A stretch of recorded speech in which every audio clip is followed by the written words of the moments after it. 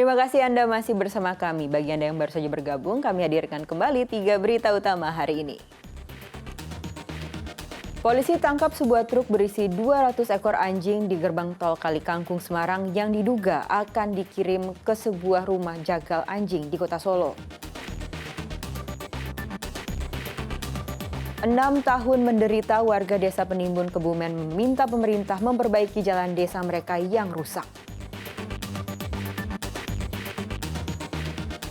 Sebuah kardus isi pesanan barang senilai 5 juta rupiah raib dicuri seorang ibu dari sebuah toko kelontong di Pasar Bundar Sragen.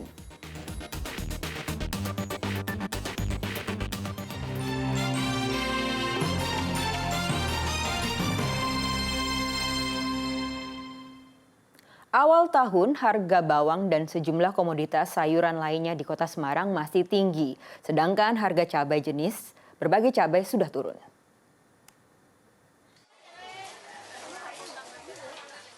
Sepekan di awal tahun 2024, harga bawang di Pasar Karangayu, Kota Semarang cenderung naik.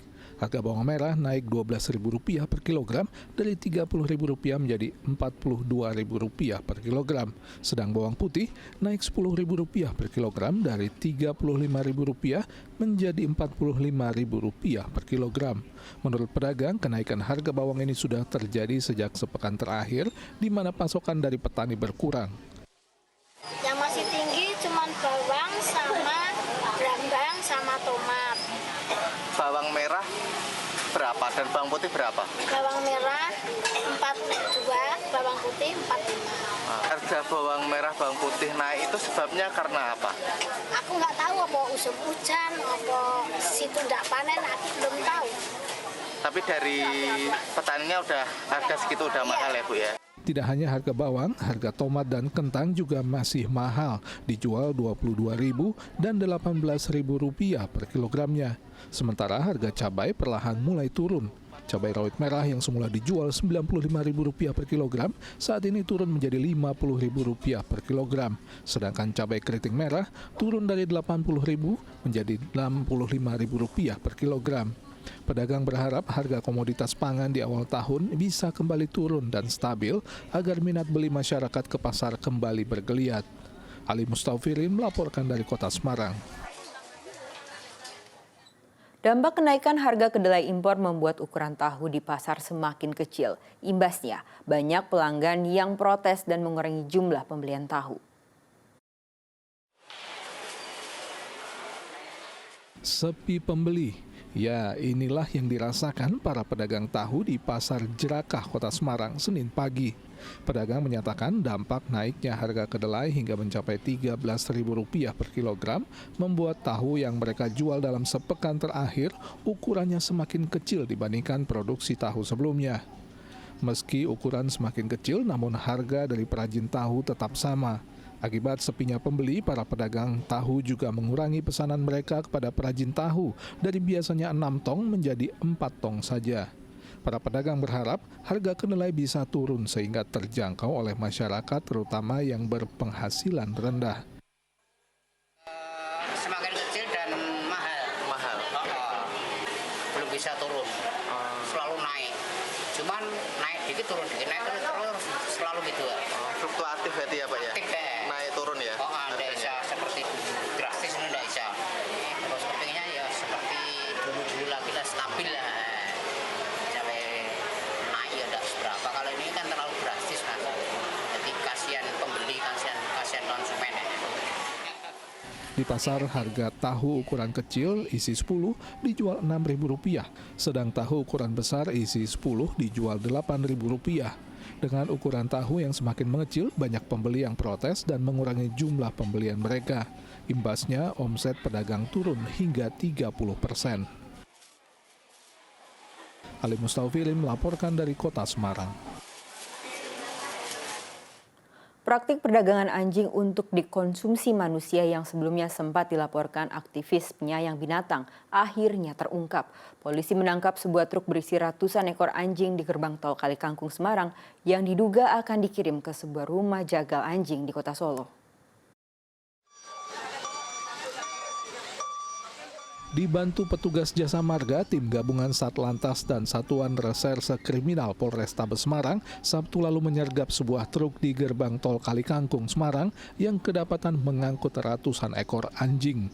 Penyergapan truk bermuatan lebih dari 200 ekor anjing ini adalah tindak lanjut laporan komunitas pencinta satwa anjing Animals Hope Shelter Indonesia kepada polisi akhir Desember lalu.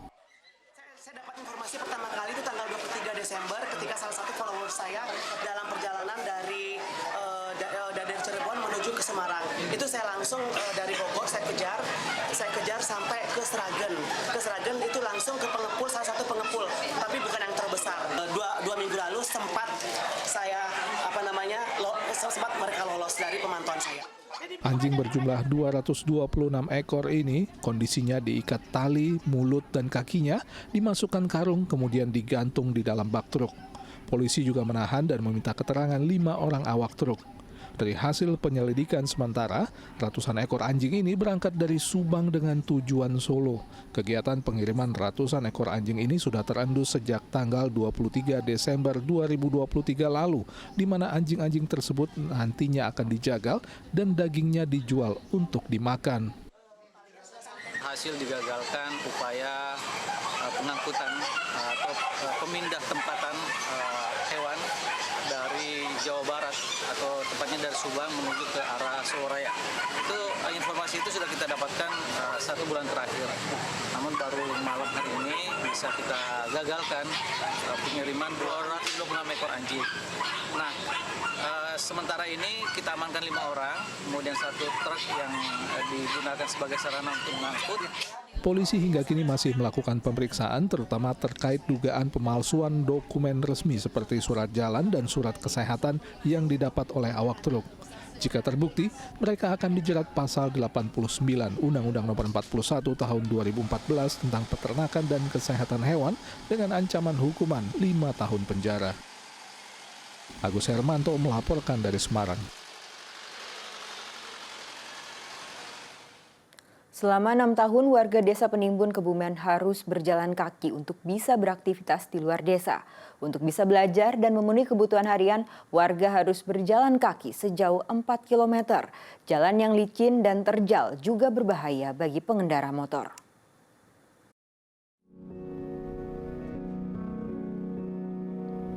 Bagi warga desa Pimbun, Kecamatan Karanggayam, Kabupaten Kebumen, berjalan kaki di jalan ini sudah jadi hal biasa. Sudah bertahun-tahun mereka harus melewati jalan tanah ini untuk menuju ke Kecamatan Karanggayam. Kesulitan paling nyata dirasakan oleh para pelajar. Untuk menuju ke sekolah, mereka terpaksa harus berjalan kaki sejauh 4 km. Kalau sekolah gimana, naik angkutan apa tuh? Jalan kaki karena nggak ada angkutan. Apa nggak naik motor aja, Dek? Enggak, karena takut jatuh. Jalannya jelek. Jalannya jelek ya. Terus dari rumah menuju ke sekolah kira-kira berapa kilo itu? Kira-kira 4 kilo. Setiap hari itu, Dek? Iya, setiap hari. Terus di sini jalan ini selalu ramai atau gimana nih? Rame, orang pada ke pasar sama anak-anak ke sekolah. Menurut salah satu ketua RT, jalan desa ini pernah dalam kondisi bagus, namun perlahan mulai rusak dan sejak 6 tahun lalu rusaknya jalan membuat warga lebih banyak memilih berjalan kaki. Sebab jika mengendarai sepeda motor takut jatuh karena jalan tidak rata dan sangat licin, terutama saat hujan. Ada angkutan, kedua kalinya jalannya lebih rusak, jadi nggak mau pakai motor karena takut jatuh. Tadinya sudah pernah dibangun, waktu itu 1, berapa meter ini lebarnya, cuman sekarang sudah hancur semua, sudah nggak diperhatikan sama pemerintah. Saya mohon ini benar-benar diperhatikan lah untuk antisipasi jalannya rusak di Penimbun perapatan khususnya yang dilalui anak-anak sekolah. Desa Penimbun berada di wilayah perbukitan utara kota Kebumen sehingga cukup terjal. Warga meminta pemerintah Kabupaten Kebumen dan Provinsi Jawa Tengah memperbaiki jalan tersebut yang sangat vital untuk aktivitas warga sehari-hari. Wahyudiono melaporkan dari Kebumen.